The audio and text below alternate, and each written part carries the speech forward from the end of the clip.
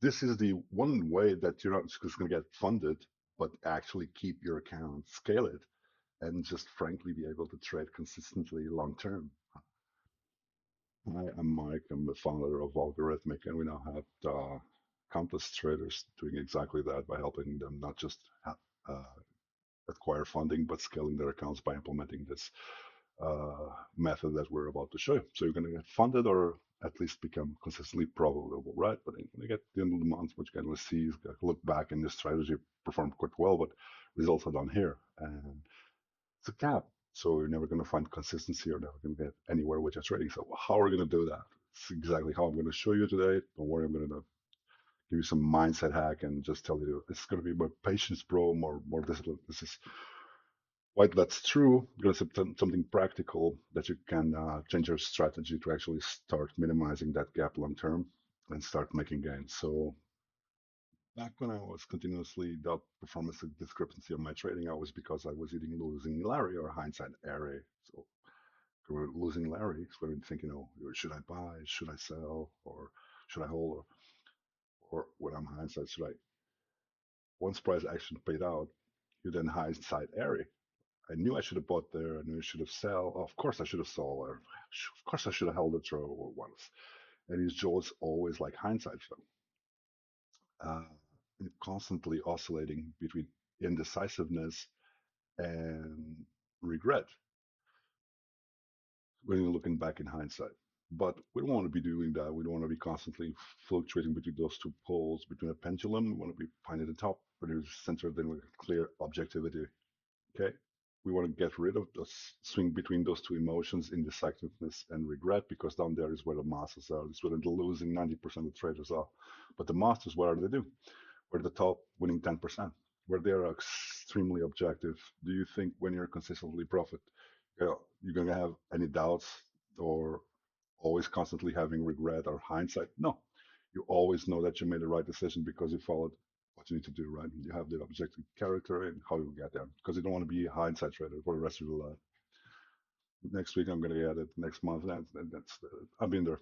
Don't keep spinning your wheels. You're never going to get otherwise. So if you want you waiving uncertainty when you approach the markets every day, why am waiving uncertainty? You know what I mean that you're certain every trade is just going to get a way of certainty. You can make the right decision, right? So how do you get that? How can you 100% certain that you're making the correct decision ahead of time, right? None of this hindsight shit. So there's two types of trading strategy.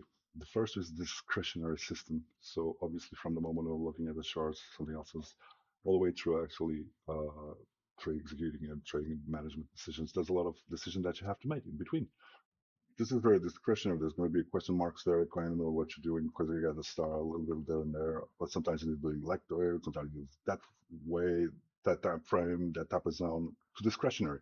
Now, the more discretion you have, the higher the chances you have to make those emotional mistakes because there's a lot of room for self-doubt and hesitation to creep in. Okay, so when you have that, so you can replace as many of those steps with objective criteria, which is you think is going to happen. As the description comes down, your chances of making those emotional mistakes are going to drastically reduced. So this is why we have a second type of trading strategy, which is a mechanical strategy.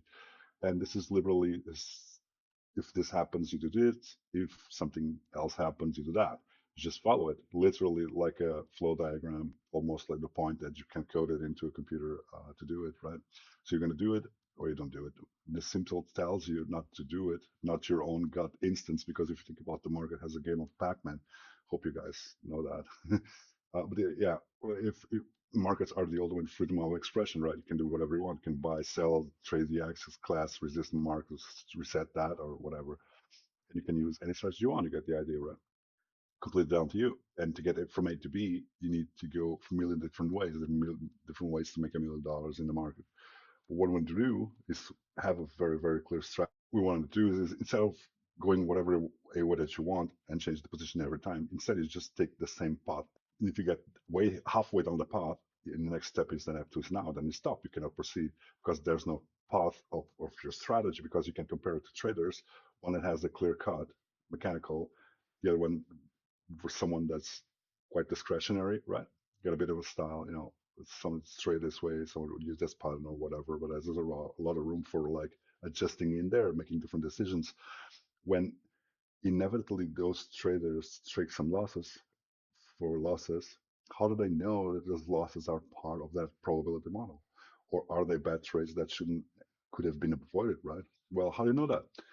As traders, we know that they were dealing with something called random distribution. Okay, just a fancy word for essentially saying we don't know the order and the sequence of which our wins and losses are going to occur. Quick example is we had a 60% win rate. But a lot of people kind of think, okay, you got a six win, probably got 6 wins, probably got, but easily to do if they happen in order. In the market, it's randomly, and it's unfortunately sometimes you got two or three losses in a row, then one loss and one win, and that constantly unpredictability is what twists so many people's minds. But as we know, over a large number of trades, your edge should come true to your expected value. Now, a little mindset I think I'll also talk about, and that's in the start, is that consistently profitable traders have two layers of beliefs that contradict each other. We need to have them both, and that is on the micro level, like so, individual trade, completely uncertain, completely unpredictable. You don't know idea if it's going to be a winning or losing trade because of the random distribution. But on the macro level, all right, there is actually a relative certainty and predictability over the large series of trades. And profitable traders can hold on to both of those beliefs, random in short term, but essentially predictable and somewhat consistently in the long term. This is why you don't need to know what's going to happen next to be consistently profitable. Okay, happy days fine, taking a loss is okay, but if you have that discretionary style and you get more losses, again, how do you know? Oh yeah, that's part of my edge because I'm doing business. Okay, it's fine. Or actually, a trader should be taking a hesitation comes in and you're not so sure. So you need to eliminate the variable that's you. And the only way that is do that, have those decisions, look back and manage, did you do everything? Did you took every box in the plan? And did you do it the right way? Okay. So keep putting numbers on that. Just keep see traders both take four losses, discretionary and mechanical. So four losses, right? Mechanical guy, he doesn't worry, right? Because he looks back, knows that he made the right decisions, doesn't have that fear and hesitation. So what does he do? He just executes because it's the right thing. He knows the right, making system actions. But the discretionary person that's died and exited, and that's where doesn't know if they do, they exit it out of fear, take the loss, so they don't take the trade. And then see the strategy should pay it out. You're a little bit confident, take the next trade, and now they get a plus 2% trade. But when you get to the end of that sequence, week, a month, or whatever, just by mixing that one trade, the mechanical person is on +3, the discretionary person is -2. And it's that difference that makes all the difference because over the long run, the mechanical person is going to keep consistency, keep executing and consistent results. And the hesitation just takes one moment of hesitation to keep you out of that cycles and make you able to break even. Hesitation kills traders. No one likes losing trades, but imagine a world where you can enjoy your losses. How can that happen? Well, when you realize that you made the right decision, you want to understand what random distribution is. You know that if every time you take a loss, it's just one step closer to your next profitable run. I'll say it again. Each loss is the next step closer to your profitable run. Before I had this mechanical framework behind me for years, what happened is that I would take a loss, then I'll come to doubt and exercise. I'll create any excuse that I take when you're down and exit and you're fearful, you're going to skip the next trade. And you obviously ends up in, obviously being the winning trade that you just skip.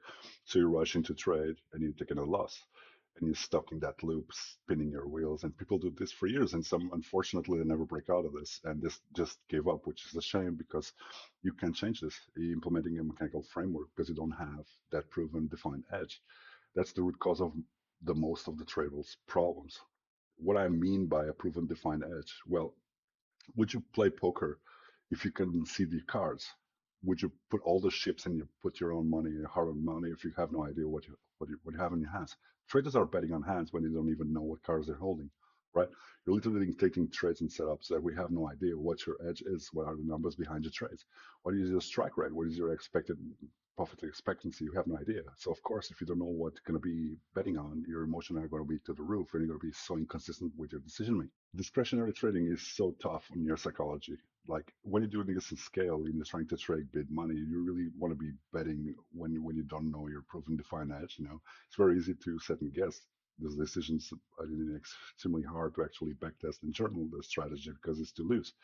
You can cheat yourself and backtesting and say, I couldn't detect that and that. But then subconsciously, you know deep down that when you go live market, you don't really have the faith in what you're doing because you don't have the data behind it to trust. Now, the path to success to trading is simple. It's not easy, but it's simple. And what that requires is to get that mechanical strategy. You have a mechanical framework that you can repeatedly and consistently execute. Because when you have that, you have those things that you can do and prove your edge with hardcore data because you actually trust it. Because you know that there are trades that will and they will definitely be taken, and you're going to lose some, but you're going to have that data that you trust. That is when you have that bulletproof mindset, because you need to, as the Tarek Minecraft said, you just need data that you trust behind it. Make it monumental different to your psychology and your confidence when you're trading. Then when you have that confidence, then we can have actions, consistent actions that eventually leads to consistent results in the market. Now, finally have cracked the code because you now have something that you can sustain and you can do this at scale. You can do it as big capital because of that work that you've done before, because it makes your logical sense. And then rocket to the moon, right? And all that fun jazz. So, in all seriousness, if you were given $1 million account today and you're the only money you're ever going to be trading, one chance, are you really ready to trade it? What I mean by that, would you confidently risk 1%, that's 10,000 on the next trade with your current strategy, with your current understanding, current levels of confidence? Probably a lot of you wouldn't, right? And hardcore reality is you'll never be able to scale until you big numbers. This is great, thinking big and then try to imagine trading those numbers. Are you going to be able to do that with extreme confidence and clarity that's required to actually be able to execute at that level with that pressure?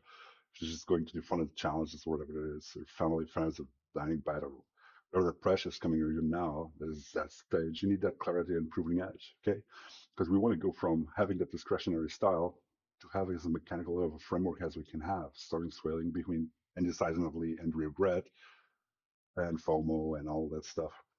We can be sensitive and objective, and we know exactly what we need to do every single time, regardless of the outcome. Okay, we have that path. We are going to just make it up a little bit as we go along each day. Sometimes doing this and sometimes do that. No, we do every same thing every single time. This is how we break down every get all nice compounding curve that we all chasing. Okay, so all trading strategy fit somewhere along the scale where get completely discretionary trade to 100% mechanical, where you can literally code it. Right now, I personally believe that the sweet spot, if you are a manual human trader, is around 70 to 90% mechanical. Okay, having that little bit of room to discretionary kind of gives a bit of edge over algorithms when you have experience and earn the right to do so.